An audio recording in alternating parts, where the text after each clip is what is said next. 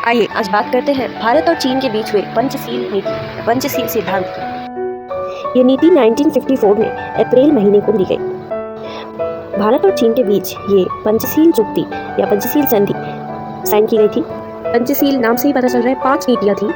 पंच शब्द संस्कृत शब्द है, इसका मतलब 5 और सील मतलब गुनावली।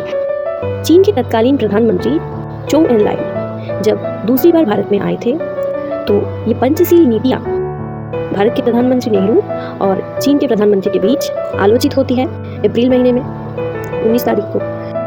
और बाद में चीन के पीकिंग में, जो अब बेजिंग नाम से जाना जाता है, वहाँ पर ये चुक्ति स्वाक्षरित की जाती है। आलोचित होती है 19 अप्रैल को और स्वाक्षरित होती है अप्रैल के 29 तारीख को। तो अप्रैल महीने को ये संधि भारत और चीन के बीच स्वाक्षरित हुई। इसमें क्या बोला गया था? इसमें 5 नीतियाँ थी।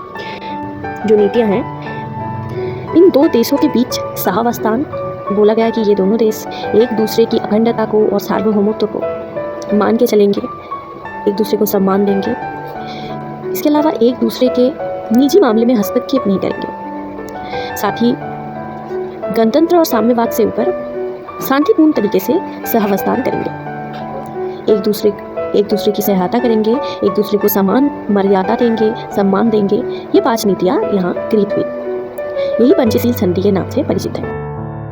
इसके बाद श्रीलंका में जब नेहरू और चीन के प्रधानमंत्री चोंग एनलाई पहुंचते हैं तो वहाँ भी नेहरू कहते हैं कि अगर ये नीतियाँ सभी देश मान के चले तो युद्ध नहीं होगा, फिर एक दूसरे को महत्व देंगे, सम्मान देंगे और शांतिपूर्ण तरीके से रहने के कारण युद्ध नहीं होगा। अब ये जो पंचशील नीति है, इसी के अनुसरण में इंडोनेशिया के बांदुंग शहर में 1955 को एक सम्मेलन आयोजित होता है, जो बांदुंग सम्मेलन के नाम से जाना जाता है।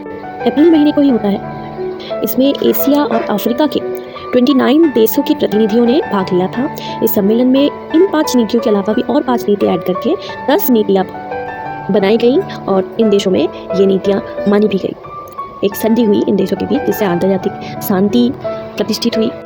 जवाहरलाल नेहरू ने ये जो पंचशील नीतियाँ हैं, इसका जो उद्भावन किया, यहीं से जाके बांदुंग सम्मेलन में पहुँचता है और एक आंतर्जातिक शांति स्थापित होती है। तृतीय विश्व के ये स्वतंत्र देश दिखा देते हैं कि ये भी विश्व को कुछ दे सकते हैं।